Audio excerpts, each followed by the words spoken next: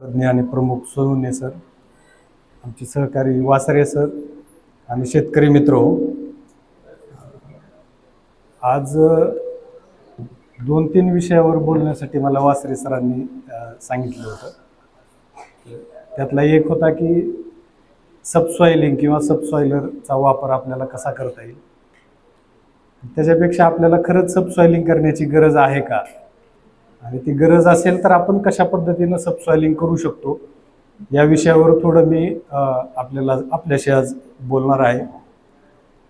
नंतर दुसरा विषय त्याला कंटिन्युएशनमध्ये आपण असा घेतला आहे की येणारा जो खरीप हंगाम आहे त्या हंगामामध्ये आपण विविध पिकांची पेरणी करणार आहे. जसं की आपण पाहिलं तर सोयाबीन आहे, तूर आहे, ज्वारी, मूग, मका आहे.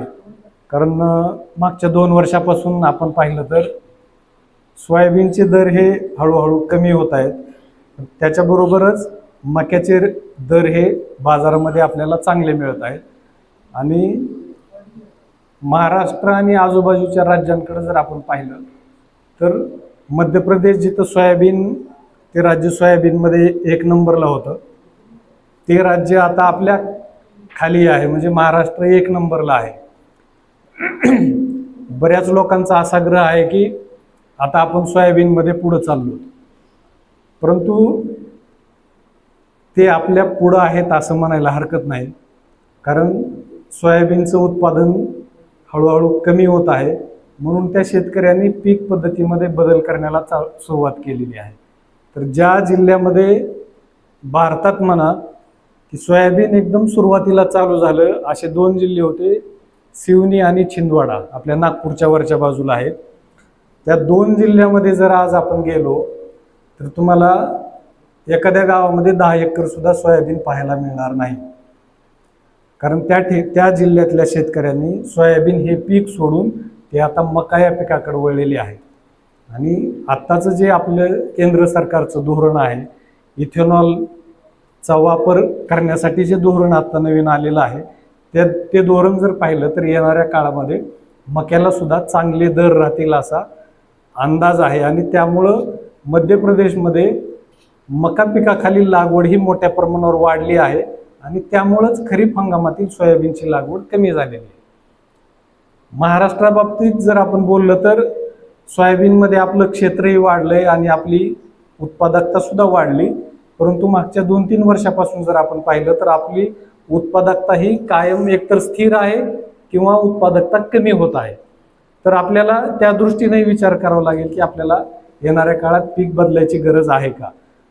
त्यातला मी तज्ज्ञ नाही, परंतु आम्ही फिरत असताना जे आम्हाला दिसतं ते तुमच्याशी चर्चा करणं गरजेचं आहे, म्हणून मी तुम्हाला एक प्राथमिक स्वरूपात ही माहिती दिली. आता आपण पाहतोय की बऱ्याच वर्षापासून, म्हणजे साधारण 2005ला यांत्रिकीकरणाला हळूहळू सुरुवात झाली, आणि मागच्या 10 वर्षाचं जर आपण पाहिलं 2015 ते 2024, तर यांत्रिकीकरणाचा दर हा फार मोठ्या प्रमाणावर वाढलेला आहे.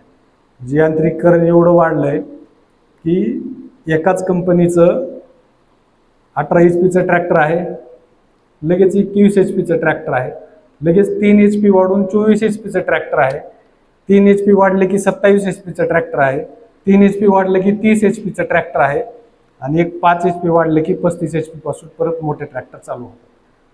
सरांनी जसं सूचना केली किंवा ट्रॅक्टर कसं आणि कोणतं वापरायचं, तर थंब रूल आहेत की बाबा कोरडवाहू जमीन असेल तर 2.5 एकरला 1 हेक्टरला 1 HP, म्हणजे 1 हेक्टरला 1 HP आपल्याला पुरेसे आहे. थंब रूल आहे ते. आणि तुमच्याकडे बागायती जमीन असेल तर 1 एकरला 1 HP, म्हणजे हा थंब रूल आहे. आणि त्याच्याही पुढे जाऊन तुमच्या गावामध्ये जर 10 ट्रॅक्टर असतील तर आपण क्षेत्र विभागून एक ठरवू शकतो की बाबा आपल्या वाट्याला किंवा आपल्याला व्यवसाय करायचा असेल तर मला साधारणपणे 100 एकर जमीन येणार आहे. गावामध्ये 20 ट्रॅक्टर असतील तर माझ्या वाट्याला 50 ते 60 एकर येणार आहे. मग वरची अजून मला 30-40 एकर जर वाढवायचं असेल तर मला चांगली अवजारं ठेवली पाहिजे. मग मला चांगल्या अवजारांबरोबरच क्वालिटी काम करून दिलं पाहिजे. आणि अजून एक त्याच्यामध्ये महत्त्वाचा घटक जो आहे की आपल्या ट्रॅक्टरला मॅचिंग अवजारच आपण घेतली पाहिजेत. कधी कधी काय होतं की अवजाराची निवड चुकते, की ट्रॅक्टरची HP असते 27, परंतु त्याच्या मागच्या 2 टायरमधील अंतर जे आहे, आता बऱ्याच ठिकाणी नॅरो ट्रॅकची ट्रॅक्टर मार्केटमध्ये यायला चालू झाले. नॅरो ट्रॅकचं जर ट्रॅक्टर असेल तर आपल्या ट्रॅक्टरच्या टायरच्या फक्त बाहेर जाईल 6-6 इंच किंवा 3-3 इंच एवढंच अवजार आपण चांगल्या पद्धतीनं आणि क्वालिटी काम करू शकतो. बऱ्याच वेळेला काय होतं, 27 HP आहे, 6.5 फूट घ्या, 5.5 फूट घ्या, आपल्याला मार्केटमधून तसं बोललं जातं. मग आपण त्याला कधी कधी बळी पडतो आणि मग 1-2-3 वर्ष ते अवजार वापरले की आपलं ट्रॅक्टरचं काम निघायला चालू होतं. तर अशा पद्धतीनं आपल्याकडे क्षेत्र किती आहे, आपल्याला व्यवसाय करायचा आहे का, व्यवसाय करायचा असेल तर आपल्या गावामध्ये कोणती पीक पद्धती आहे, अशा विविध गोष्टींचा विचार करून आपण ट्रॅक्टर खरेदी केलं पाहिजे. आणि खरेदी करत असताना त्याच्यासोबतच त्याला जी सुटेबल किंवा मॅचिंग अवजारं आहेत त्या अवजारांचीच आपण निवड केली पाहिजे. तर आजचा जो आपला पहिला विषय आहे की सबसॉइलिंग. अजून एक गोष्ट मला म्हणजे सांगायला आनंद वाटेल तुमच्यासोबत शेअर करायला, की आम्ही आता सध्या बायर कंपनी आहे सीडची, तुम्हाला माहिती असेल सगळ्यांना, डिकाल्ब नावाचं त्यांचं मक्याचा ब्रँड आहे मार्केटमध्ये. तर त्यांच्यासोबत आम्ही मागच्या 6 महिन्यापासून काम करायला चालू केलेलं आहे. येणाऱ्या काळामध्ये आत्ता आपल्या गावामध्ये आपण सगळे म्हणतोय की मजुरांची फार कमतरता आहे. तर साधारणपणे अजून पूर्ण अनुमान नाही, पण एक पूर्वानुमान असा आहे की आत्ता गावामध्ये मागची जर आपण तुलना केली मजुरांची उपलब्धता, तर त्याच्या तुलनेत 30% मजूर आता उपलब्ध आहे. आणि त्याचा जर आपण निष्कर्ष काढला येणाऱ्या पुढच्या 5 वर्षात काय होईल, तर येणाऱ्या पुढच्या 5 वर्षामध्ये तुमच्या गावातील मजुरांची संख्या ही 15% आत येईल असं अनुमान आहे. तर त्या दृष्टीनं आपल्याला यांत्रिकीकरणाकडे हे जावंच लागणार आहे. परंतु यांत्रिकीकरण करत असताना आपला जो ट्रॅक्टरचा वापर आहे, आपण 2 पिकं घेतो किंवा 3 पिकं घेतो वर्षाला, तर ही पिकं घेत असताना मग आपण कधी एकदम हाड जमिनीत ऑपरेशन करतो किंवा एखादं काम करतो किंवा ओलावा असताना सुद्धा आपण ती कामं करतो. तर ह्या गोष्टी करत असताना आपल्या जमिनीवर जी आता परिणाम व्हायला लागलेले आहेत, जे दूरगामी परिणाम आपण सध्या पाहतोय, तर त्याच्याकडे पाहता आपल्याला सबसॉइलिंगची आवश्यकता आहे. आणि ती खरंच आहे का, असेल तर आपल्याला कशा पद्धतीनं केली पाहिजे, आणि त्याच्यासाठी आपण ज्या 3 पद्धती आहेत त्याच्यापैकी कोणती पद्धत आपण वापरली पाहिजे याच्याविषयी आपण थोडक्यात माहिती घेऊ. पुढे घेतात सर जरा. तर आमचं येणाऱ्या 5 वर्षातलं टार्गेट आहे. त्याच्यानंतर आम्ही कायम लॉंग टर्म रिलेशनशिपवर काम करतो. कृषी विज्ञान केंद्र असेल, मागच्या 10 वर्षापासून किंवा 15 वर्षापासून आमच्या कंपनीचं आणि कृषी विज्ञान केंद्राचं रिलेशन आहे. आम्ही मोठमोठ्या संस्थेबरोबर काम केलेलं आहे. जायका, जे आपण आत्ता पाहतोय की मुंबई अहमदाबाद बुलेट ट्रेन आहे, त्या ट्रेनला त्यांनी अर्थसहाय्य केलेलं आहे. त्यांचा एक प्रोजेक्ट होता मध्य प्रदेशमध्ये की मॅक्झिमायझिंग द यील्ड ऑफ सोयाबीन, म्हणजे सोयाबीनची उत्पादकता कशी वाढवता येईल मध्य प्रदेश राज्यात, हा प्रोजेक्ट होता. त्या प्रोजेक्टमध्ये कंपनीनं आणि जायकानी सोबत काम केलं. काम असं होतं की आमचा त्याच्यामध्ये रोल फक्त मेकॅनायझेशन पुरता मर्यादित होता. ते शास्त्रज्ञ आमच्याकडे कंपनीत कायम भेटीला यायचे. तर त्यांनी असं सांगितलं की तुमची माती म्हणजे सोनं आहे, तुमची जी माती आहे ते म्हणजे सोनं आहे. आमच्या जपानच्या मातीबरोबर जर कम्पेअर केलं तर तुमच्या मातीमध्ये भरपूर नैसर्गिक घटक हे तुमच्याकडे ऑलरेडी आहेत. तुम्हाला युरिया वापरायची फार कमी गरज आहे. आपण जे आता युरियाचा वापर विविध पिकांमध्ये जे मोठ्या प्रमाणावर वाढवलेला आहे, हे साधारण 2017-18ची गोष्ट मी तुम्हाला सांगतो. त्याच्यानंतर त्यांनी मध्य प्रदेशमधल्या हौशंगाबाद असेल, जिथं नर्मदा नदी जिथून जाते, नंतर 3-4 अजून जिल्हे, इंदूर आहे जिथं सोयाबीन मोठ्या प्रमाणावर घेतलं जातं, त्या ठिकाणचं सगळं सॉईल सॅम्पलिंग केलं.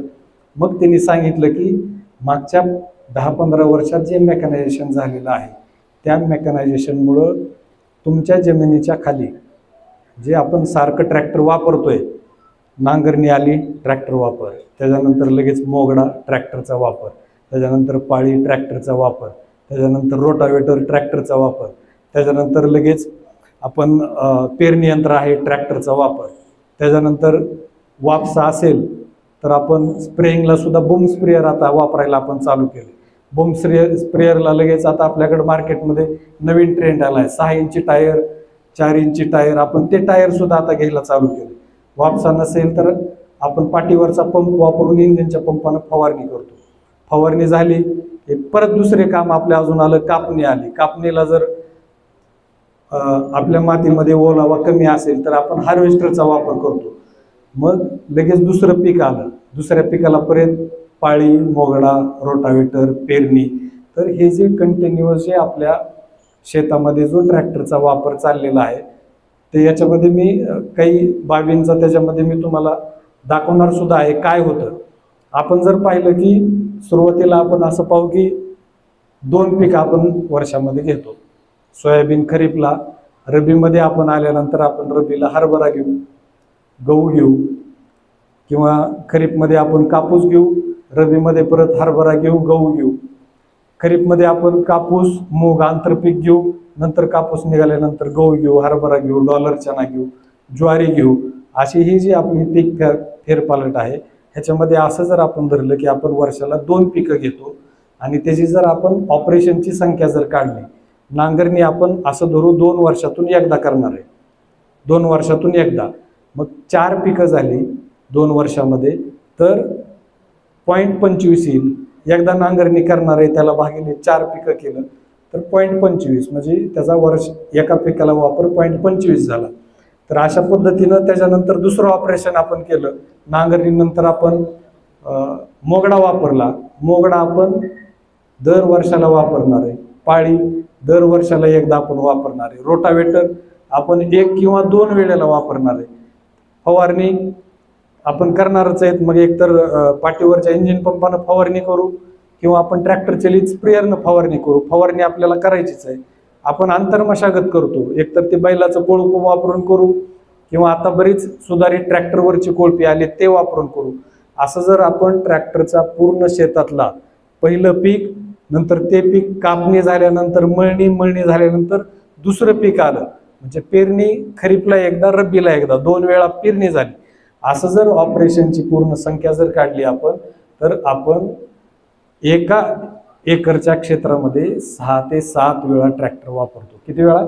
6 ते 7 वेळा. काही लोकांकडे अजूनही जालना जिल्ह्यात बैलचलित शेती आहे परंतु त्याचं प्रमाण एकदम कमी झालं. मग हे जर आपण 6 ते 7 वेळा जर ट्रॅक्टर वापरला, ट्रॅक्टरचं वजन जर पाहिलं, तुम्ही साधा कुबोटाचा जर ट्रॅक्टर घेतला 21 किंवा 24 HP 600 किलो आहे. तुम्ही स्वराजचा 724 घ्या, त्याचं वजन 1500-1700 किलो आहे. स्वराजचा 744 घ्या, त्याचं वजन 1900-2000 किलोच्या आसपास जात आहे. आणि हे जर आपण 6-7 वेळा वापरलं, मग असं गृहीत धरू 3 वेळा पहिल्या पिकासाठी वापरलं, 3 वेळा जर आपण ट्रॅक्टर कंटिन्यू वापरलं तर आपल्या 1 एकर क्षेत्रामधल्या प्रत्येक जागेवरून आपला ट्रॅक्टर जाणार आहे. प्रत्येक ट्रॅक्टर जाणार आहे म्हणजे त्याचे टायर जरी 18 इंची धरलं, 3दा जरी गेला तर प्रत्येक क्षेत्रावरून आपलं टायर गेलं.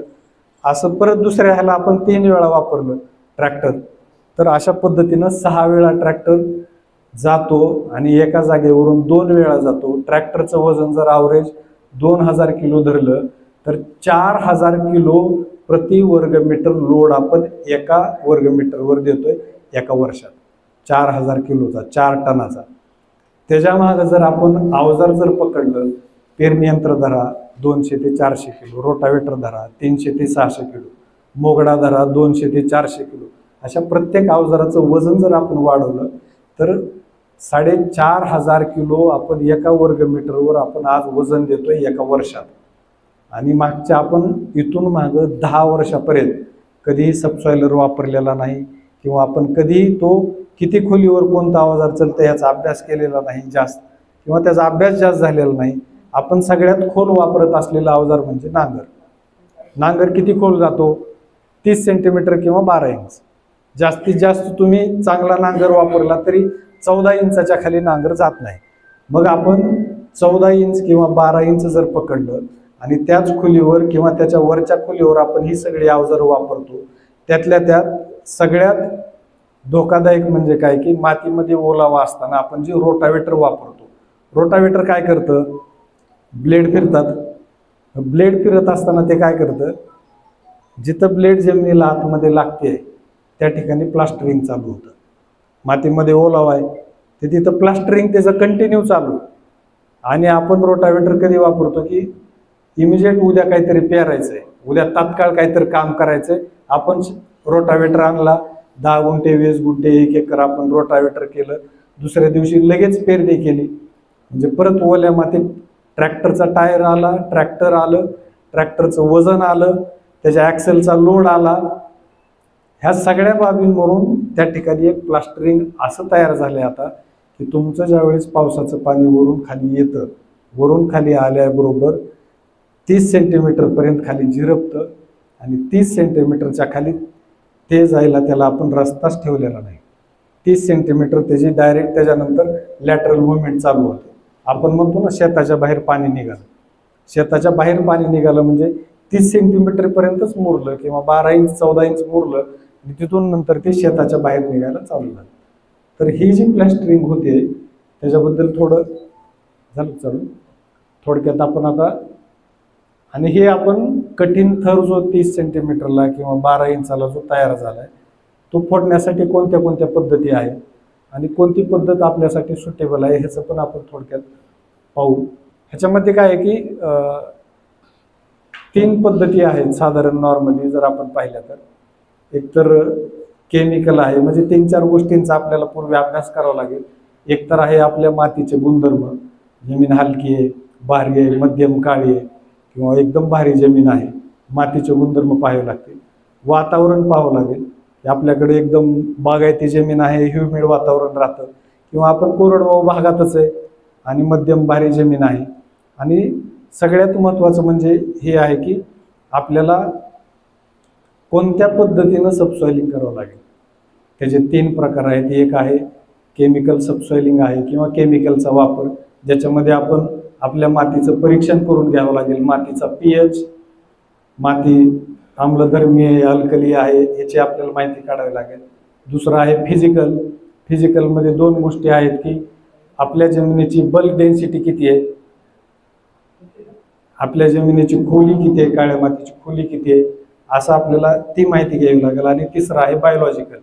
बायोलॉजिकल किंवा जैविकमध्ये असं आहे की आपण खोलवर मुळ्या जाणारी पिकं जी आहेत ते आपण वर्षातून, 2 वर्षातून, 3 वर्षातून किती वेळा घेतो. जसं की तुरीची मुळं ही खोलवर जातात, तर ते झालं जैविक. किंवा एखाद्या पिकाचे अवशेष आपल्या जमिनीवर आहेत ते आपण नांगरणी करून गाडलेले आहेत, तर ह्या जैविक पद्धती झाल्या.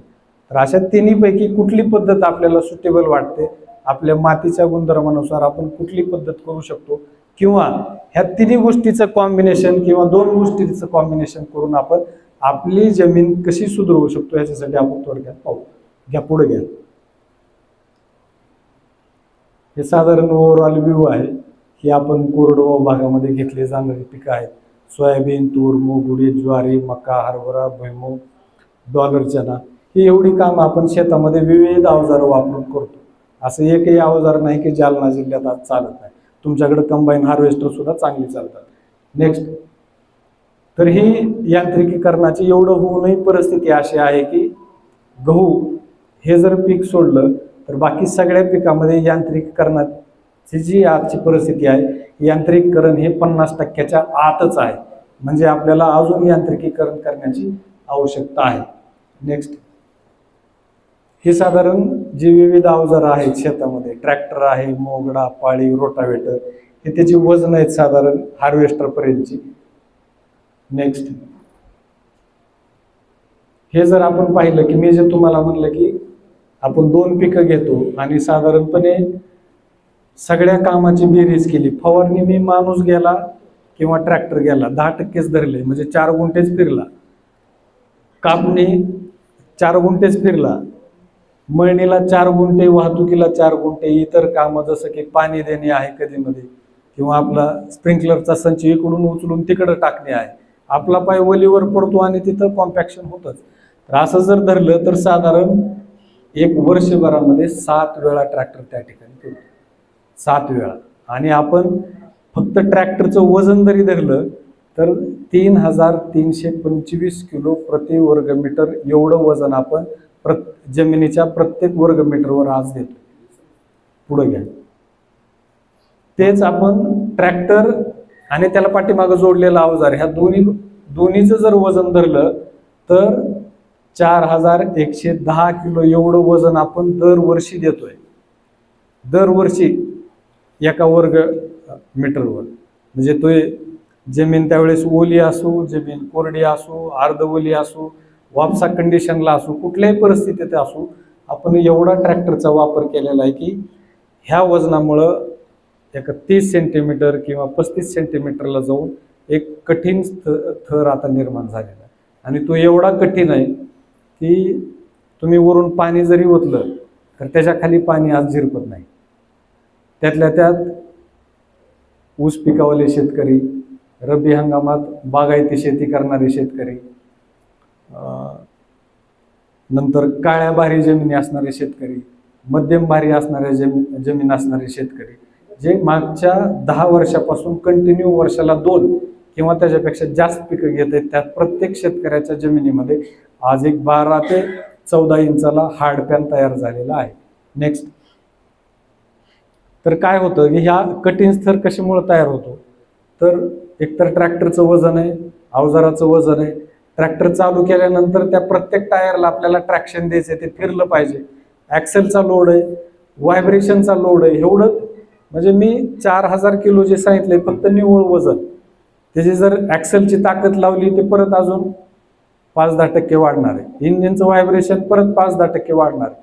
तर अशा ह्या सगळ्या बाबी, परत मातीतला ओलावा आहे, ओलावा जर जास्त असेल तर कॉम्पॅक्शन लवकर झालं, ओलावा कमी असेल तर ते 2-3 वर्षानं झालं असेल.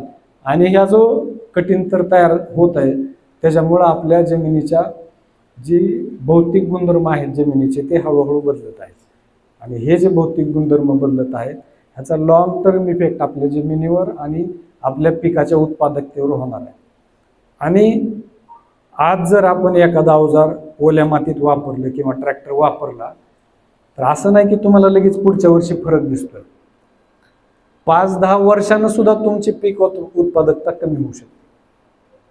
आपल्याला एका बाजूला मजुरांची कमतरता आहे म्हणून यांत्रिकीकरण पण करायचं आहे, आणि दुसऱ्या बाजूला आपल्याला जे जमिनीचे भौतिक गुणधर्म बदलत आहेत ते पण आपल्याला पूर्वपदावर आणणं गरजेचं आहे.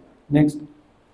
तर हे साधारणपणे कठीण थर जे तयार होतात, तर हे ट्रॅक्टर आहे बघा. तुम्ही वरच्या सबसॉइलमध्ये आत्ताच आपण म्हणलं की फवारणीला आपण आता लहान ट्रॅक्टर वापरायला चालू केलंय.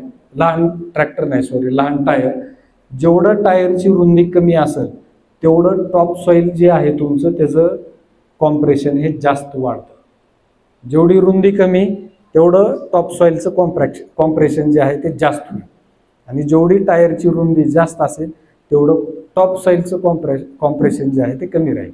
दोन्ही टायर जे कंपॅरिझन जर केलं आपण, दोन्हीनं जे माती दाबली जाणार आहे ती एकसारखीच दाबली जाते, परंतु वरचा जो आपला मातीचा चांगला थर आहे तो दाबला जातो जास्त लहान टायर. नेक्स्ट. हे एवढे घटक आहेत. आपण एकदा कल्टिवेशन केलं, खाली आलं तर परत दुसऱ्यांदा कल्टिवेशन केलं, नंतर आपण शेतामध्ये चालतो, सगळे घटक आहेत. एकही घटक नाही असं नाही. खत आहेत, पाणी आहे, सगळे. ह्या सगळ्या घटकांमुळं आपल्या जमिनीखाली मागच्या 2005ला जे यांत्रिकीकरण चालू झालं, 15ला आपण त्याच्यात स्पीड पकडला, आणि आज 2025ला जाऊन प्रत्येक शेतामध्ये हा हार्ड पॅन तुम्हाला आता पाहायला भेटेल. काही ठिकाणी असेल, काही ठिकाणी नसेल, पण 80%पेक्षा जास्त क्षेत्रावर हा हार्ड पॅन आहे. नेक्स्ट. आणि ह्या हार्ड पॅनमुळं काय होतं माहिती आहे का, आपला पाऊस पडला की पाणी जे जमिनीत आपल्याला झिरपायला पाहिजे किंवा जे इन्फिल्ट्रेशन जो रेट आहे तो एकदम कमी होतो. दुसरं काय होतं की इन्फिल्ट्रेशन रेट कमी झाल्याबरोबर आपल्या जमिनीत 30 सेंटीमीटर पाणी मुरतं. पाणी मुरल्यानंतर पाण्याची मुवमेंट लॅटरल झाली की ती वरची जी आपली पिकाऊ जी माती आहे ती माती पाण्याबरोबर वाहून जायला चालू होते, म्हणजे मातीची धूप होते. तिसरं आहे उत्पादन कमी होतं. आपल्याला माहिती आहे की पावसाचं प्रमाण आता एकदम कमी जास्त होतं. कधी ड्राय स्पेल येतात, कधी एकदम अतिरिक्त पाऊस पडतो.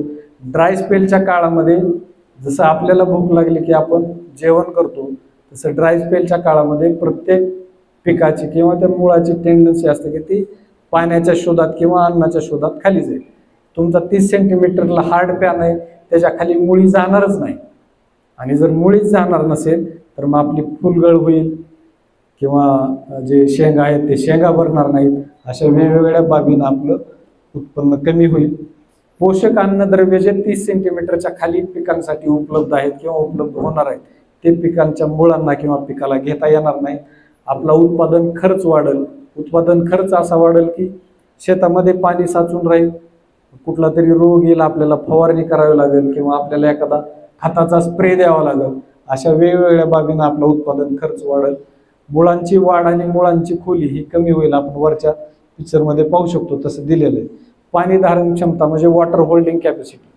आपल्या शेतामध्ये जेवढं पाणी पडत आहे तेवढं पाणी हे आपल्याच शेतात मुरलं पाहिजे. परंतु हे जे हार्ड पॅन आता वरचे वर तयार होत आहे, हार्ड पॅनमुळं आपल्या शेतात पडलेलं पाणी हे किमान 30 ते 40% पाणी हे आपल्या शेताच्या बाहेर निघून चाललंय. ते पाणी आता आपल्याच शेतात आपल्याला जिरवण्याची गरज आहे. पाणी आणि मातीची गुणवत्ता कमी होते, म्हणजे फिजिकल कॅरेक्टर जे आहे ते बदलत आहे, त्याच्यामुळे त्याची गुणवत्ता कमी होते. नेक्स्ट म्हणजेच ह्याच्यामध्ये साधारण सांगण्याचा मुद्दा असा आहे की सघन शेती म्हणजे आपण आता एका एकरमध्ये 1 वर्षामध्ये 2 किंवा 3 पिकं आपण घेणारच आहे. ह्या सघन शेतीमध्ये आपण आपल्याला वेगवेगळ्या सुधारित अवजारांचा वापर करणं गरजेचंच आहे. आणि ही अवजारं कंटिन्युअसली आपण शेतामध्ये वापरून जमिनीखाली एक कठीण थर तयार होतो. आणि हा जो कठीण थर तयार होतो त्याच्यामुळं मातीचं आरोग्य, पीक उत्पादन, कार्बन संचय आणि पर्यावरण ह्या सगळ्या गोष्टींवर त्याचा एक विपरीत परिणाम होत आहे. आणि ही केवळ आपली नाही, भारताची नाही तर ही पूर्ण जगातली समस्या आहे. काही ज्या डेव्हलप्ड कंट्री आहेत त्यांनी ऑलरेडी रोटावेटरचा वापर कमी करायला चालू केलेला आहे.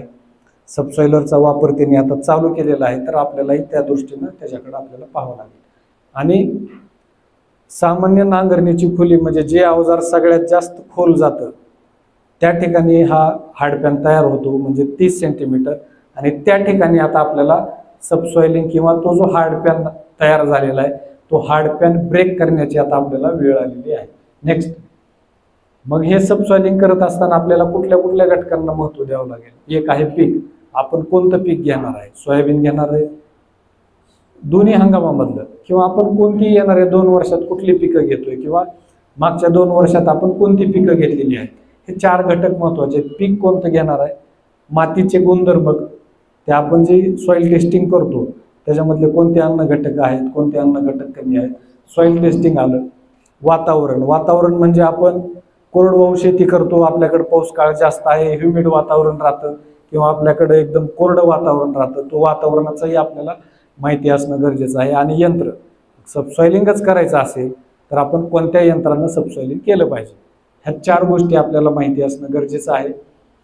आणि ह्याच्यामध्ये 4 गोष्टीबरोबर जे केमिकल फॅक्टर मी तुम्हाला सांगितलं, केमिकल फॅक्टर म्हणजे कोणते, pH किती आहे, तर त्याच्यामध्ये न्यूट्रिएंट्स कोणते आहेत, फिजिकल फॅक्टरमध्ये जसं तुम्हाला सांगितलं की आता डेन्सिटी किती आहे, त्याच्यानंतर पोरोसिटी आहे का नाही, असेल तर किती आहे, त्याच्यानंतर बायोलॉजिकल फॅक्टर जसं मी तुम्हाला सांगितलं खोलवर मुळ्या जाणारी कोणती पिकं आपण घेतो का घेत नाही, नंतर आपल्या जमिनीत आता गांडूळ आहेत का नाही, हा एक ऑब्झर्वेशनचा पार्ट झाला आपला. त्याच्यानंतर आपण 3 पद्धतीनं करू शकतो. केमिकल सबसॉइलिंग. केमिकल म्हणजे काय, तुम्हाला जर आठवत असेल तर आपल्याकडे जे पूर्वी चिबड जमिनी होत्या त्या चिबड जमिनी सुधारण्यासाठी किंवा वैयक्तिकली आणण्यासाठी शासनाचा एक कार्यक्रम होता की पंचायत समितीमधून आपल्याला त्यांनी जिप्सम देत होते. मला आठवते 400 रुपये, 300 रुपये, 200 रुपये टन असं जिप्सम शेतकऱ्याला पंचायत समितीमधून मिळायचं. तर साधारण हे जिप्सम मिसळणं म्हणजे आणि जमिनीची गुणवत्ता सुधारणं म्हणजेच आपण त्याला केमिकल ट्रीटमेंट किंवा केमिकल सबसॉइलिंग. दुसरं आहे फिजिकल सबसॉइलिंग. फिजिकल म्हणजे डायरेक्ट यंत्राचा वापर करणं, सबसॉइलर असेल, वायब्रो सबसॉइलर असेल, किंवा बऱ्याच ठिकाणी तुम्ही जर आता पाहिलं तर मी एका शेतकऱ्याकडे पाहिलेलं आहे, मुळे म्हणून एक शेतकरी आहे, त्या शेतकऱ्यांनी काय केलंय, त्यांच्या पूर्ण शेतामध्ये चाऱ्या खणल्यात. पूर्ण शेतामध्ये कोणी तुमच्यापैकी पाहिलं असेल, लातूरचे शेतकरी 25 एकरचा प्लॉट, प्रत्येक 50 मीटरला चारी खणली, त्याच्यामध्ये खाली मोठे दगड, त्याच्यावर परत लहान दगड, परत वाळू, असं करून त्यांनी ड्रेनेज सिस्टमच शेतामध्ये तयार केली. भर पावसाळ्यात जरी त्यांच्या शेतात आपण गेलो, तुमच्या बुटाला माती लागणार नाही. तर अशा पद्धतीनं, किंवा सबसॉइलरचा वापर, हे फिजिकल झालं.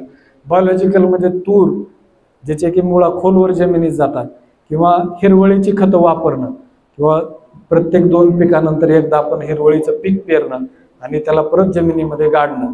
तर ही बायोलॉजिकल सिस्टम झाली. तर ह्या तिन्हीपैकी कुठली एक वापरायची, का कुठली तरी एक वापरून आपण आपलं सबसॉइलिंग चालू करायचं, का तिन्हीपैकी 2चं कॉम्बिनेशन करायचं, असं आपण तिन्हीपैकी एक पर्याय निवडून आपण याच्यामध्ये पुढे जाऊ शकतो. नेक्स्ट, तर हे मातीचं आरोग्य सुधारण्यासाठी जे आपल्याला सबसॉइलिंग करायचं आहे. परंतु हे का करायचं, तर तुम्हाला जे मागाशी मी सांगितलं की एकदा जरी कॉम्पॅक्ट लेअर झाला तर त्याचा इफेक्ट पुढच्या 5 वर्षांना सुद्धा आपल्याला दिसू शकतो. म्हणजे आज जर आपण वापसा कंडिशनपेक्षा थोडं ओलावा जास्त आहे आणि त्यावेळेला जर आपण रोटावेटर मारला, कारण काय होतं, ओलावा वाचतो, नंतर परत ऊन कडक पडतं, ते कडक होतं. म्हणजे जमीन वाळणं, जमीन ओली होणं ही कंटिन्युअस प्रोसेस आहे. ह्या प्रोसेसमध्ये तो हार्ड पॅन कधी तयार झाला हे आपल्या लक्षात येत नाही, आणि 5 वर्षानं जाऊन त्या जमिनीत तुमचं उत्पादन जे आहे किंवा उत्पन्न जे आहे हळूहळू कमी व्हायला चालू होतं. त्याच्यामुळं आपण जी एवढी विविध अवजारं वापरतो शेतामध्ये, तो कठीण थर जो तयार झाला आहे, तो थर साधारणपणे 12 इंचाच्या खाली एवढं नक्की आहे. तो कधी कुणाच्या शेतात 13 इंचाला असेल, कुणाच्या शेतात 14ला असेल, कुठं 18ला जाऊन सेटल झालेला असेल. तर हा हार्ड पॅन आपल्याला ब्रेक करणं गरजेचं आहे. नेक्स्ट, हा सबसॉइलर आहे. हा ट्रॅक्टर चलित सबसॉइलर आहे. ह्याचं काम आहे की बाबा 18 ते 20 इंच किंवा 20 ते 24 इंचाला जमिनीमध्ये खाली जाणं, तुमचा जो हार्ड पॅन आहे तो ब्रेक करणं. तो ब्रेक करत असतानाच त्या हार्ड पॅनला तडे निर्माण करणं, त्याच्यामध्ये क्रॅक्स डेव्हलप झाले पाहिजे, आणि हे क्रॅक डेव्हलप झाले तर आपलं सबसॉइलिंगचं काम पूर्ण झालं असं गृहीत धरायला हरकत नाही. नेक्स्ट, हा वायब्रो सबसॉइलर आहे. आम्ही जो सबसॉइलर बनवतो तो वायब्रो सबसॉइलर आहे. आपल्याकडे साधारण आम्ही जो हा सबसॉइलर बनवला, तुम्हाला जे मगाशी सांगितलं की मी एका जायकाच्या प्रोजेक्टमध्ये बनवला, त्यावेळेला आम्हाला असं निदर्शनास आलं की आपल्याकडं साधारण ट्रॅक्टरचं ॲव्हरेज HP कुठल्याही गावात गेलं तर आपल्याला 45 HP किंवा 47-48 HPचा ट्रॅक्टर मिळतो. आणि त्या ट्रॅक्टरला आणि साधारणपणे 20 ते 24 इंच खोलीला जर आपल्याला सबसॉइलर चालवायचं असेल तर त्याचं टाईन व्हायब्रेट झाल्याशिवाय पर्याय नव्हता. तुम्ही जर पाहिलं तर रिजिड टाईनचा सबसॉइलर जर आपण, किंवा ज्याची टाईन व्हायब्रेट होत नाही, साधा टाईन आहे, तो जर आपण 20 किंवा 24 इंच खोलीला जर घेऊन गेलो आणि त्या ठिकाणी जर आपण काम चालू केलं तर तो सबसॉइलर 20 इंच खोलीवर ओढायला आपल्याला साधारण 65 ते 70 HPचा ट्रॅक्टर लागतो. आणि तो ट्रॅक्टर आज तरी सगळ्या गावांमध्ये उपलब्ध नाही.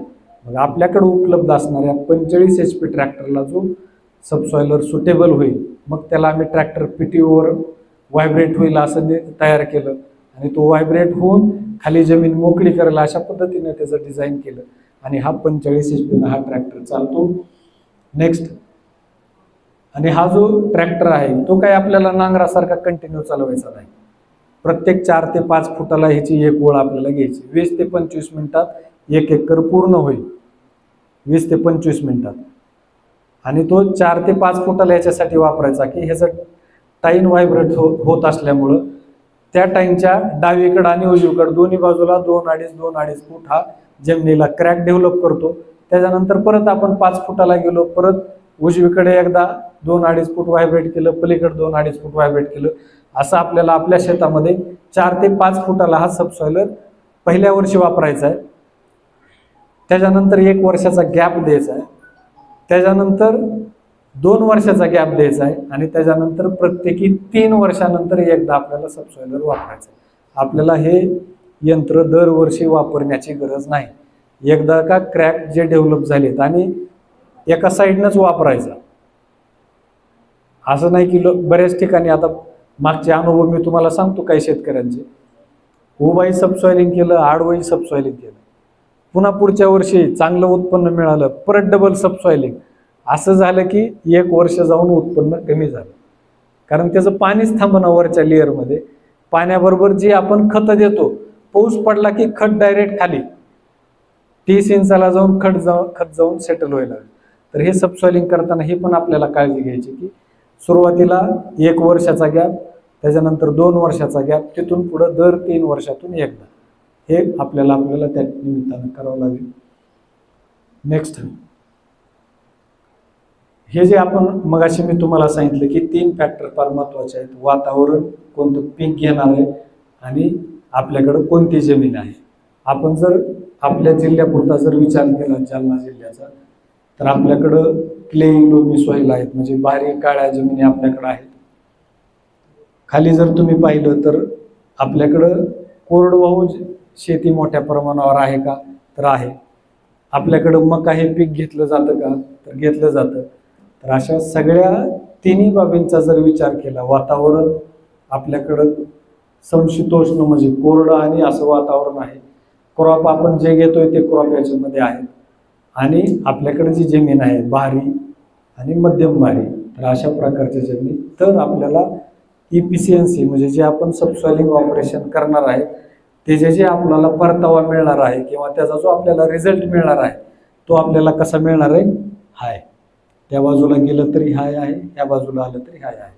कोरडवाहू शेतीमध्ये सबसॉइलरचा सगळ्यात चांगला जर फायदा कुठं होत असेल तर जो आपला ड्राय स्पेल येतो का, तो ड्राय स्पेल तुमचं उत्पन्नच कमी होऊ देत नाही. आणि अजून एक आपल्या कोरडवाहू शेतीमध्ये अशी कंडिशन येते की पावसाळ्यामध्ये एकाच दिवसात एवढा पाऊस पडतो की 8-8 दिवस वापसा होत नाही. एकतर आपलं पावसाळ्यातलं पीक 100 ते 110 दिवसाचं, त्या 100 ते 110 दिवसापैकी 10 दिवस जर वापसा नसेल तर काय होईल, त्याची श्वास घ्यायची प्रक्रिया बंद झाली, त्याची अन्न तयार करायची स्वतःहून प्रक्रिया बंद झाली, आणि त्या 10 दिवसातला जो लॉस आहे तो इनडायरेक्ट आपल्याला जे त्या पिकाचं उत्पादन मिळणार आहे ते उत्पादन कमी होण्यावर होतं. आणि त्या काळात पण सबसॉइलर जे आपण सबसॉइलिंग केले हे काम करतं. कितीही पाऊस पडू द्या, मी स्वतः अनुभवलंय किंवा बऱ्याच शेतात पाहिले, 12 तासाच्या आत तुमच्या शेतात वापसा येतो. तुम्ही एकदा सबसॉइलिंग करा, 12 तासाच्या आत वापसा, कितीही काळी माती असू दे. तुम्ही जर हा हार्ड पॅन फोडला तर 12 तासाच्या आत तुमच्या शेतामध्ये वापसा येईल. वापसा आला म्हणजे तुमचे अन्न तयार करायची प्रक्रिया चालू झाली, तिचा श्वास चालू झाला प्रत्येक पिकाचा, प्रत्येक रोपाचा. तर अशा पद्धतीनं आपल्याला सबसॉइलिंगचे फायदे फार मोठे आहेत. इनडायरेक्ट आहेत पण फायदे खूप मोठ्या प्रमाणावर आहेत. पुढे घे. तर असं हे सबसॉइलर विषयी एक थोडक्यात तुम्हाला मी आता माहिती दिली. किंवा आता येणाऱ्या काळात आपल्याला सबसॉइलिंग करणं हे गरजेचंच आहे. किमान 2-3 वर्षातून एकदा करा. ह्याच्यामध्ये काही शेतकरी उद्योगधंदा म्हणून सुद्धा ह्याच्याकडे पाहू शकतात की बाबा सबसॉइलर घेतला आणि सबसॉइलिंगचा आपण त्याने व्यवसाय चालू केला. 3-4 वर्षापूर्वी तुम्हाला सगळ्यांना माहिती आहे किसानमध्ये पुण्यामध्ये किसान प्रदर्शन भरतं. त्या प्रदर्शनामध्ये अक्षय राजेंद्र काळे म्हणून एक मला शेतकरी भेटले होते. ते आहेत ढेर तालुका राहुरी जिल्हा अहमदनगर. त्यांचं गाव राहुरी कृषी विद्यापीठात जर कधी गेले तर तिथे एक डॅम आहे, त्या डॅमच्या खाली त्यांचं गाव आहे. ते मला भेटले आणि त्यांनी सांगितलं की आमच्या गावातल्या जवळपास 80% जमिनी अशा आहेत, पाऊस पडला तरी लगेच पांढरं दिसतंय, आम्ही काही खत देऊन पाणी दिलं की तरी पांढरं दिसतंय. म्हणजे एवढं मीठ त्यांच्या शेतामध्ये तयार व्हायला चालू झालं होतं. किंवा ते जे पर्क्युलेशन जे आहे, जे क्षार आहे ते जमिनीखाली पर्क्युलेटच होत नव्हते. मग आम्हाला काय करता येईल म्हणून त्यांचा प्रश्न होता. आम्ही त्यांना सजेस्ट केलं की बाबा तुम्ही एक घेऊन जावा, तुमच्या शेतामध्ये आधी तुमच्या शेतात वापरा आणि मग तुम्ही इतर शेतकऱ्यांना वापरायला द्या तुमच्या अनुभवावरून. त्यांच्याकडे शेती आहे 20 एकर. त्यांनी आमच्याकडून सबसॉइलर घेऊन गेले. म्हणजे डिसेंबरमध्ये किसान प्रदर्शन असतं, 16 ते 20 डिसेंबर. त्यांना आम्ही डिलिव्हरी दिली. 18-20 जानेवारीच्या दरम्यान त्यांना आम्ही ते यंत्र दिलं. त्यांनी हरभरा पीक काढल्यानंतर साधारण 15 ते 20 दिवसानंतर तो सबसॉइलर चालवला. ज्या पुन्हा शेतकऱ्याला सबसॉइलर चालवायचा आहे, एक गोष्टीची काळजी घ्या, ज्या खोलीवर सबसॉइलर चालेल त्या खोलीला थोडं मॉइश्चर असेल, त्याचे आपल्याला लॉंग टर्म इफेक्ट मिळतात. समजा आपल्याकडे काळी माती आहे, काळ्या मातीमध्ये बूट पडला आणि हळूहळू म्हणजे पाय पडला, खोल गेला आणि हळूहळू माती जर वाळली तर काय होतं? काय होतं? तर आपल्याला तसाच पाय दिसतो बघा काळ्या मातीतला, बरोबर? पाय तसाच उमटलेला दिसतो. तसंच सेम आपण ज्या खोलीला सबसॉइलिंग करणार आहे त्या खोलीला जर ओलावा असेल त्या खोलीला, आणि त्या ओलाव्यामध्ये एक नॅचरल कंड्यूट म्हणजे एक पाईप तयार होतो नॅचरल. तो कसा तयार होतो? आपण ओलावा असताना सबसॉइलर मारला, सबसॉइलर मारल्यानंतर मॉइश्चर लेवल खालीच जाणार आहे. आपण मारणार आहे मार्चमध्ये, मॉइश्चर जसजसं खाली जाईल आणि जसजसं ते कडक होईल तर त्या ठिकाणी नॅचरल एक पाईप तयार होईल, ज्याला आपण नॅचरल कंड्यूट म्हणतो. एक नैसर्गिक पाईप तयार होईल. जेवढं तुमच्या शेतात अतिरिक्त पाणी येईल ते पाणी त्या नॅचरल कंड्यूटद्वारे शेताच्या बाहेर निघायला चालू होईल.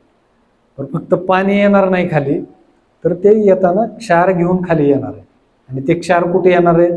त्या तयार झालेल्या नैसर्गिक पाईपामध्ये, आणि त्या नैसर्गिक पाईपातून कुठं जाणार आहेत? आपल्या शेताच्या बाहेर. त्यांनी ते जे शेतकरी आहेत ते शेतकरी मला आत्ता सरांचा फोन आल्यानंतर 4 दिवसांनी आमच्या ऑफिसला आले होते. तर मी त्यांच्याकडून व्यवस्थित सगळी माहिती घेतली. ते म्हणले मी एकदाच वापरला पहिल्या वर्षी वापरताना मी तो उभा आणि आडवा असा दोन्ही वापरला, जे मी तुम्हाला मागे सांगितलं. 15 एकरमध्ये वापरला, 20 एकर क्षेत्र 15 एकरमध्ये वापरला. सर आज 3ऱ्या वर्षी जाऊन अशी परिस्थिती आहे की माझ्या शेतात पाऊस पडला तर एक पांढरा कण सुद्धा तुम्हाला दिसणार नाही. सगळे क्षार वाहून गेलेत म्हणजे सगळे जमिनीच्या खालच्या थरात निघून गेले.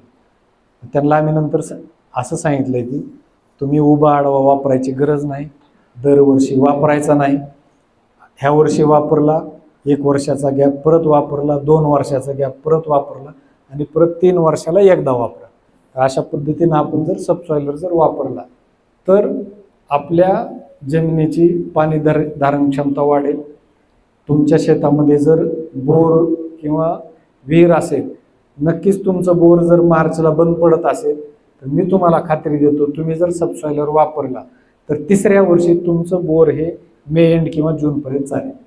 एवढी त्या एका ऑपरेशनमध्ये ताकद आहे की तुमची वॉटर होल्डिंग कॅपॅसिटी सुद्धा वाढवतो. तुमच्या पीक उत्पादनात वाढ होईल, तुम्ही दिलेल्या खताचा पुरेपूर वापर होईल. तुमच्या जमिनीमध्ये 30 सेंटीमीटरच्या खाली जेवढी खतं आहेत किंवा सूक्ष्म अन्नद्रव्य आहे तेवढं प्रत्येक पिकाला उपलब्ध व्हायची सुद्धा सुरुवात त्यावेळेला चालू होईल. तर अशा पद्धतीनं तुम्ही सबसॉइलर वापरावा, अशी सबसॉइलरविषयी माहिती देतो. आता पुढे जाऊ आपण. हां, आपण जे फळबागामध्ये ट्रॅक्टर वगैरे कंटिन्यू चालू असते, फळबागात वापरा ना. तर मग किती वेळेस वापरायला पाहिजे? फळबागात तुम्ही 3 वर्षाला एकदाच वापरा. फळबाग जी आहे आपली फळबाग आपण काही 2 वर्षाला 3 वर्षाला काढणार नाही. आमच्याकडे जी सबसॉइलर घ्यायला जर कोण पहिला शेतकरी आला असेल तर तो होता द्राक्ष बागायतदार. आणि त्या द्राक्ष बागायतदारांना ह्याच्यासाठी नेलं की 15-16 आता किती फवारण्या होत्यात मला तेवढी माहिती नाही. त्यांचं म्हणणं आहे की 30 फवारण्या सुद्धा आम्हाला कधी कधी कराव्या लागतात, बरोबर? तर तुम्हाला काय करावं लागेल की एकतर तुमच्या 2 ओळीत किती अंतर आहे, ठीक आहे. तुम्ही द्राक्ष बागायतदारांकडे जर आपण गेलं तर प्रत्येकाकडे 20 किंवा 15 HP पासून 25 HP पर्यंत ट्रॅक्टर आहेत. त्याच्या पुढे तुमच्याकडे ट्रॅक्टर नाही. तुमच्या 2 ओळीमध्ये जर 45 किंवा 50 HP ट्रॅक्टर चालत असेल तर त्या प्रत्येक लाईनीत एकच लाईन मारा. तुम्हाला जास्त लाईन मारायची गरज नाही. ह्या लाईनमध्ये एक, परत दुसऱ्या लाईनमध्ये एक, तिसऱ्या लाईनमध्ये एक. सुरुवातीला पहिल्या वर्षी एकदा वापरा, नंतर 1 वर्षाचा गॅप द्या, परत वापरा, परत 2 वर्षाचा गॅप द्या, परत वापरा, नंतर 3 वर्षाच्या गॅपनं मात्र आपल्याला कंटिन्यू वापरावं लागेल आणि त्याचे रिझल्ट तुम्हाला 100% मिळतील. हां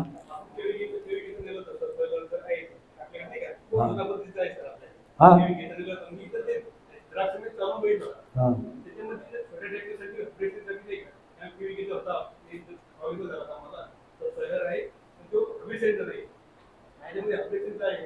व्हायब्रेशनचाच सबसॉइलर आहे हा.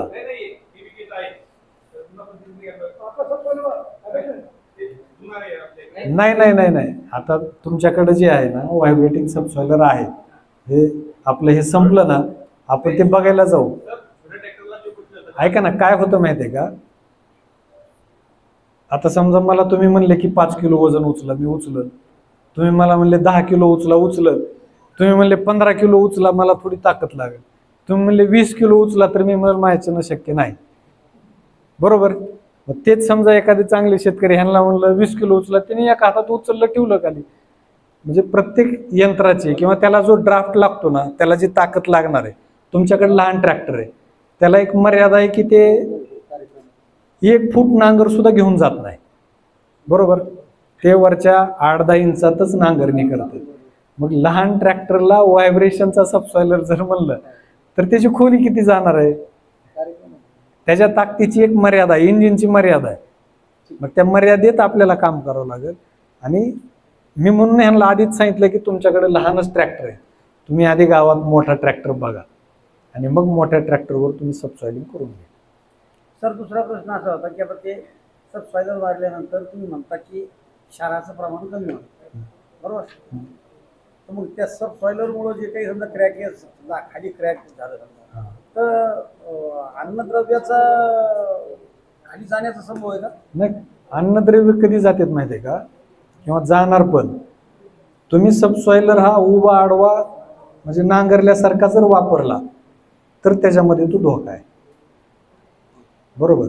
आता जे आपल्याकडे पाऊस पडतो, लीच आउट काय होतं, पाऊस पडल्यानंतर जे तुमच्याकडे आता क्षार वगैरे जे जमिनीमध्ये तयार झाले, पाऊस पडला, पावसाच्या पाण्याचं काय की ते इनफिल्टर झालं पाहिजे, म्हणजे ते जमिनीत खाली गेलंच पाहिजे. आता ते जात नाही, आपण सबसॉइलर मारला, मग ते जायला चालू झालं. मग चालू झालं तर ते काय घेऊन जाईल? क्षार घेऊन जाणार आहे. आणि त्याच्यासोबत तुमचा खत जरी घेऊन गेलं तर तुमची मुळी खाली चालली ना, तुमची मुळी जी आहे का, तुमची मुळी खाली जाणारच आहे ना. आत्ता काय होईल की तुमचं खत वरच आहे, तुमची मुळी वरच आहे. मग त्या खत एवढं प्रमाण झाले की त्याचे झाले क्षार. क्षार असे झालेत की आपलं उत्पादन हळूहळू कमी व्हायला चालू झाले. काही पिकात दिसून येतं, काही पिकात दिसून येत नाही. आणि कधी कधी आपल्याला काय की म्हणजे पाऊस काळ कमी झाला तर हे लवकर कळून येत नाही, कारण सगळेच उत्पन्न कमी झालेलं असते. पाऊस काळ जास्त झाला तर ह्याची म्हणजे तीव्रता जास्त जाणवते. पण तुम्हाला सबसॉइलिंग केल्यानंतर ते क्षार जाणार आहे. क्षार बरोबर तुमचं म्हणणं आहे की माझे सगळे खत जातील, सगळे जाणार नाहीत. कारण आपण सबसॉइलिंग कुठं करायलोय की 30 इंचाच्या खाली आपण त्याला फोडतोय, 30 सेंटीमीटरच्या खाली फोडतोय, 12 इंचाच्या खाली. आणि आपण पेरणी किती करतोय? वरच्या 2 किंवा 4 इंचात. आणि हीच पावसाचं पाणी पडून पडून ते सेटल झाले जाऊन 12 इंचाला, आणि ते आपण फोडतोय. मग त्याला आपण लीच आउट करायला लागलो. तर तुमची दिलेली खतं, समजा तुम्ही 100 खत दिला तर 100 मधला तुमचा 2-4% जाऊ द्या ना, 2-4% जाईल, 100ला 100 जाणार नाही. लीच आउट कधी होईल? तुम्ही अशी एकदम म्हणजे खिळखिळा जर जमीन केली तर तुमचं सगळंच लीच आउट होईल. असं बी होईल की बी सुद्धा पेरलेलं खाली गेलेलं आपल्याला कळणार नाही. पण आपण त्याला काय म्हणतोय की 2 पद्धती सांगितल्या. हा, समजा ही यंत्राची परत जैविक. नाही काय होतं की नॉर्मली 3 पद्धती आहेत.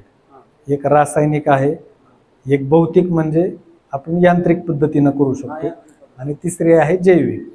जैविक मध्ये असं आहे की खोलवर ज्या ज्या पिकाच्या मुळ्या जातात ते पीक लावावं. म्हणजे तुरीच्या मुळा खोल जातात, ते कशामुळे लावावं की त्याच्या मुळ्या खाली जायचा प्रयत्न करणार, आणि त्या खाली जाणार म्हणजे जाताना क्रॅक डेव्हलप करूनच जाणार ना. ती मुळी शिरली म्हणजे क्रॅक तयार करत गेली.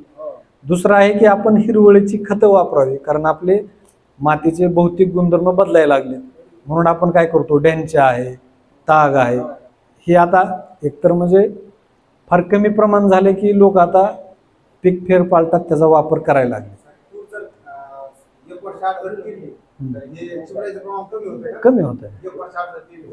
तुम्ही खोलमुळे जाणारे पिकं जरी घेतली आपण, तूर आपल्याकडे नॉर्मली तूर एकच पीक असं आहे की जे खोलमुळे जातात. कापसाचे सुद्धा जातात, पण चिबड जमिनीत तुमचा कापूस येणार नाही आणि तूर पण येत नाही. तर तुम्हाला अगोदर काय करावं लागेल, ह्याच्यासाठी सबसॉइलिंग करून घ्यावं लागेल. हे कॉम्बिनेशन करावं लागेल आपल्याला. मी जे तुम्हाला म्हणतोय का 3 वर्षातून एकदा, 2 वर्षातून एकदा करावं लागेल, किंवा कालांतरानं आपल्याला ते करायची गरज पडणार नाही.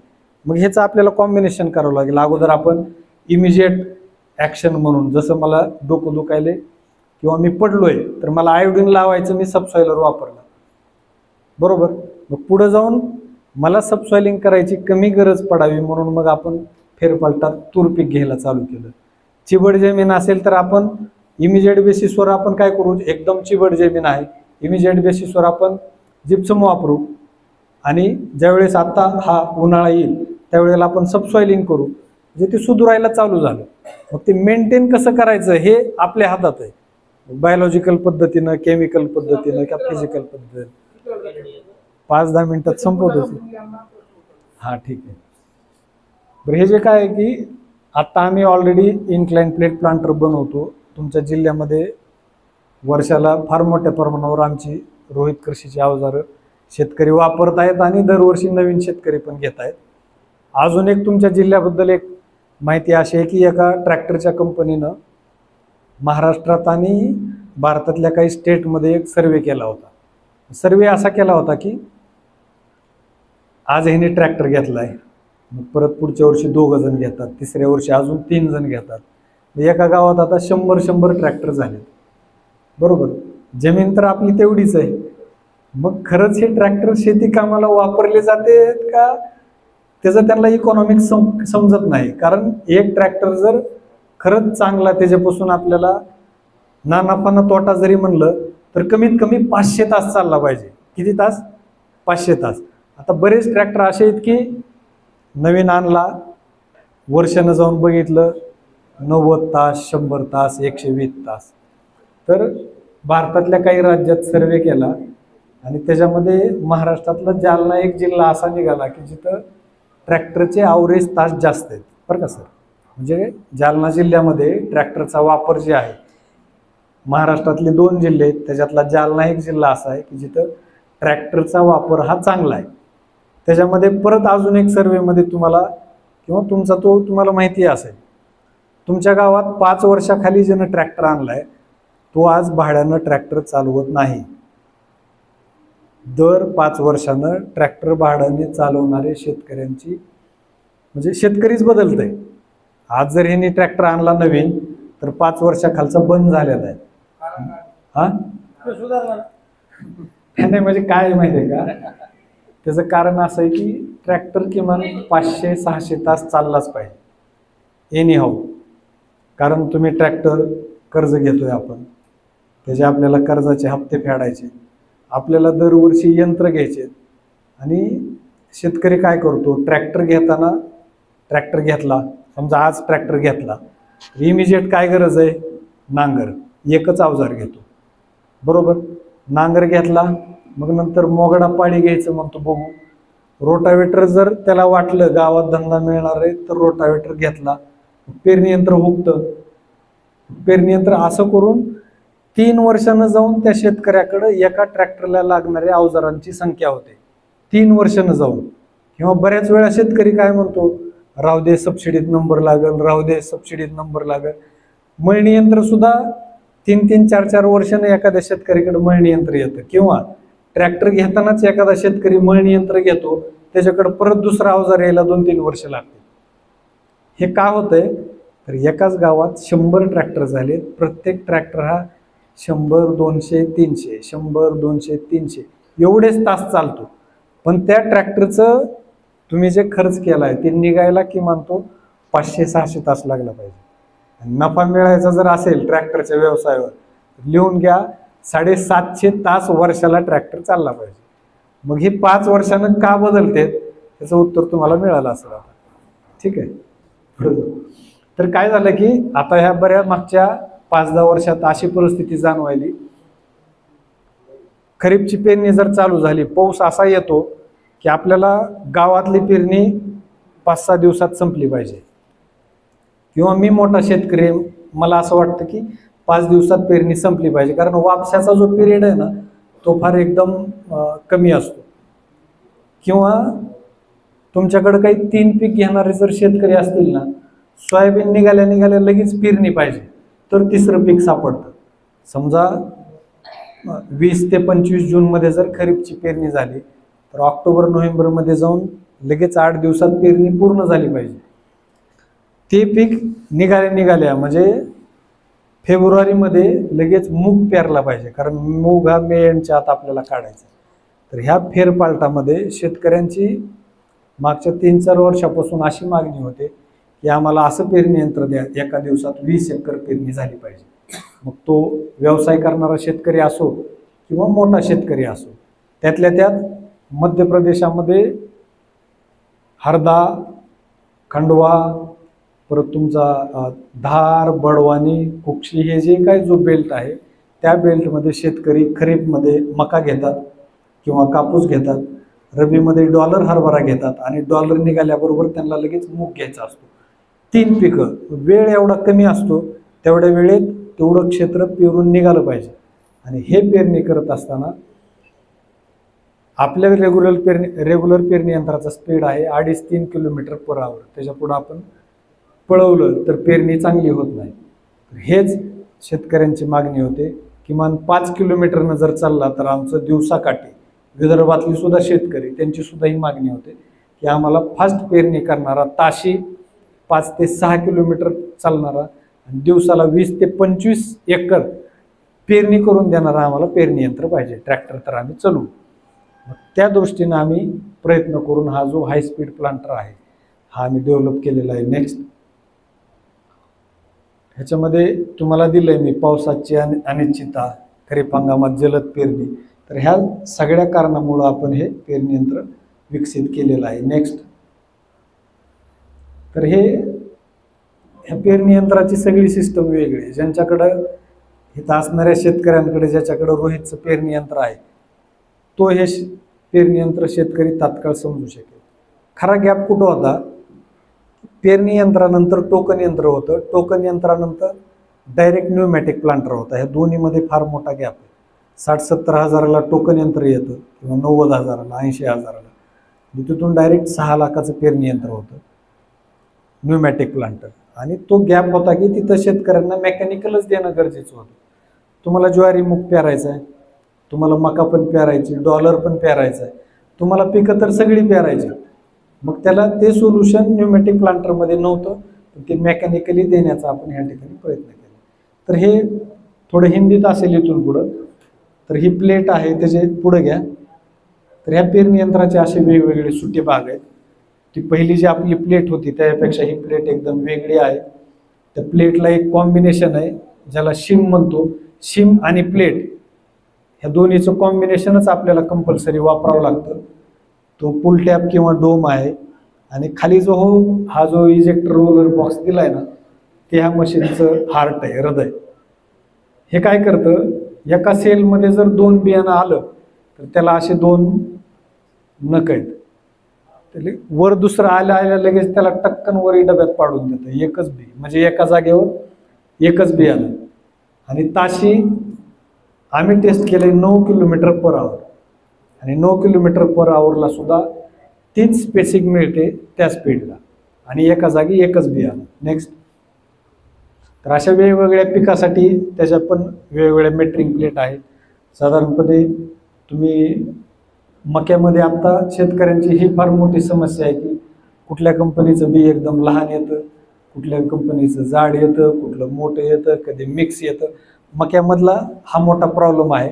तर ह्या सगळ्या मक्यामध्ये ज्या कंपन्या आहेत त्यांच्या व्हरायटीज, ते कुठलं वाण देतात, ह्या सगळ्याचा अभ्यास करून आपण मक्यामध्ये 4-5 प्लेट आहेत, सोयाबीनमध्ये 2-3 आहेत, काबुली हरभऱ्याला 2-3 प्लेट आहेत. असा सगळा अभ्यास करून हे आपण एवढ्या पिकांसाठी हे पेरणी यंत्र आहे. नेक्स्ट, ह्याच्यामध्ये आपल्याला बी आणि प्लेटची निवड. नेक्स्ट, पुढे घ्या. ही निवड महत्वाची आहे की आपल्याला प्लेट वाचता आली पाहिजे. त्याच्यावर नाव कोणतं लिहिलेलं आहे, त्याला किती सेल आहेत आणि त्या प्लेटचा काय नंबर आहे, ह्या 3 गोष्टी प्रत्येक प्लेटवर दिल्यात, ते आपल्याला वाचता आलं पाहिजे. नेक्स्ट, आणि ही निवड अशी करायची, डायरेक्ट आपल्याला जे पेरायचं ते बियाणं घ्यायचं, एखाद्या टेबलवर 2 प्लेट ठेवायच्या. मक्याला बाबा 10, 12, 8, 9, 10, 12, 4, 5 प्लेट आहेत 15पर्यंत. तर आपल्याला दिसतंय की हे 10ला बी बसेल, 12लाही बसेल. 10 मध्ये पण बियाणं टाकायचं, 12 मध्ये पण टाकायचं. ज्याच्यात 2 बियाणं बसतील ती प्लेट रिजेक्ट करायची, ज्याच्यात 1 बियाणं बसेल ती प्लेट आपण निवडायची. नेक्स्ट, पण निवडत असताना अजून एक काळजी घ्यायची, ज्याच्यात 1 बियाणं बसलंय ती प्लेट उचलून बघायची. आणि त्या प्लेट बरोबर जर बियाणं वर आले 2-4 तर ती प्लेट सुद्धा रिजेक्ट करायची. म्हणजे 100% बियाणं त्या होलमधून खाली पडलंच पाहिजे, अशा प्लेटची निवड करणं गरजेचं आहे. नेक्स्ट, या अशा पद्धतीनं डॉलर साठी कुठली प्लेट निवडायची हे तुम्हाला दाखवलेलं आहे. नेक्स्ट, अशा वेगवेगळ्या शिम आणि प्लेटचं कॉम्बिनेशन आहे, कलर कॉम्बिनेशन आहे. लाल प्लेट आहेत, निळ्या प्लेट आहेत, पिवळ्या प्लेट आहेत आणि प्रत्येक प्लेटला त्याच्यासोबत त्या कलरचं शिम आहे.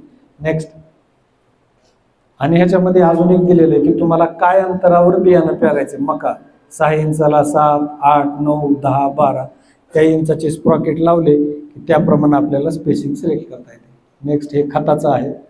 नेक्स्ट, आणि अशा पद्धतीनं ड्रायव्हिंगला आपल्याला सेट करावं लागतं. नेक्स्ट, हे खताचं सेटिंग आहे. खताचं प्रमाण एकरी किती ठेवायचं त्याच्याप्रमाणे आपण कमी जास्त करू शकतो. नेक्स्ट, आणि अशा पद्धतीनं ह्या पेरणी यंत्राचं वैशिष्ट्य म्हणजे 6 ते 8 किलोमीटरला सुद्धा 2 बियाणात सारखं अंतर मिळेल अशी पेरणी यंत्रणा होईल.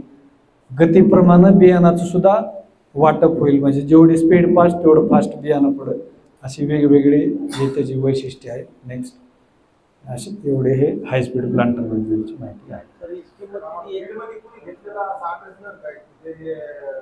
आत्ता सध्या काय आहे की कंपनीनं हे पेरणी यंत्र फक्त मध्य प्रदेशामध्ये लॉन्च केलं होतं. हे येणाऱ्या हंगामामध्ये आम्ही महाराष्ट्रात द्यायला सुरू करणार. सबसॉइलर नाही बीडमध्ये, नाही. नाही, तुम्ही सबसॉइलर कसं आहे की तुमच्या गावात सुद्धा एखादा असेल. तुमच्याकडे किती HP ट्रॅक्टर आहे?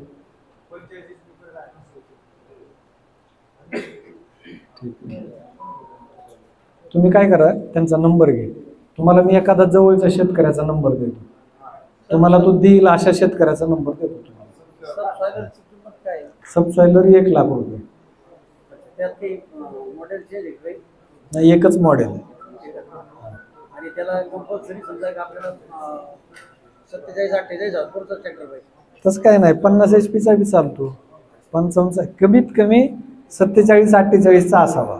त्याच्या पुढचा असेल तर काय प्रॉब्लेम.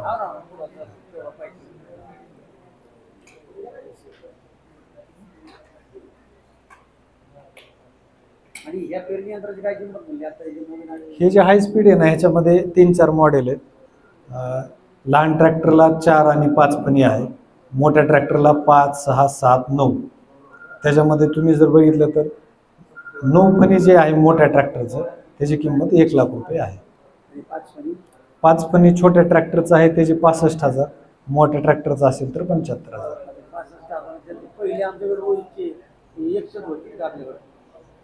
एक्सचेंज तुम्ही इथं डीलरकडे घ्या ना करून. डीलरकडे जावा, डीलरला सांगा 10-5 देतो बाबा, घ्या एक्सचेंज करून. कंपनी काय करणार आहे, मी परत ह्यांना देऊ का ते, असं होईल.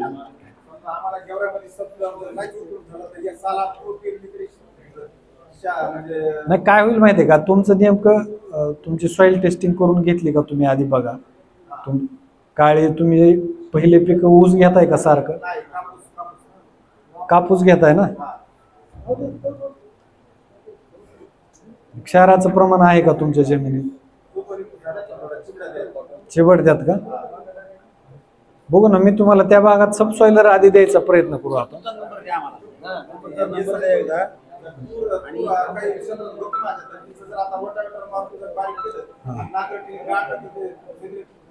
उलट काय होतंय, तुम्ही ज्यावेळेस म्हणजे एखादं पिकाचं श्रेडिंग करता आणि परत ज्यावेळेस आपण नांगरानं पलटी करतो ना, त्यावेळेस काय होतं की वरच्या लेअरमध्ये एक गॅप तयार होतो, म्हणजे त्याच्या काडी कचरा राहत आहे आणि बरोबर बारीक माती खाली जायला चालू होते आणि ती जाऊन सेटल होते. ही एक मी 2-3 ठिकाणी बघितलं की जिथं आपण हे गाडतो आणि सबसॉइलिंग जर नाही केलं, समजा वरची जी पोयटा माती आहे तिला खाली गॅप भेटला आहे, पाऊस पडला, बरोबर बारीक कण अगोदर खाली जाऊन पडतात आणि ती खाली जाऊन 30 सेंटीमीटरला जाऊन सेटल होते.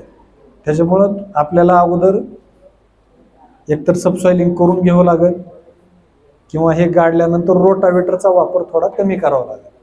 रोटावेटरचा वापर जोपर्यंत आपण कमी करत नाही ना,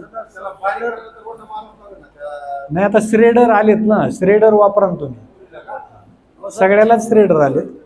जर समजा नांगरणीच्या पहिले सबसॉइलर मारायचं आणि नंतर नांगरट करायची हा हा नांगरटीच्या काय नंतर नांगरटीच्या अगोदर सबसॉइलिंग नांगरा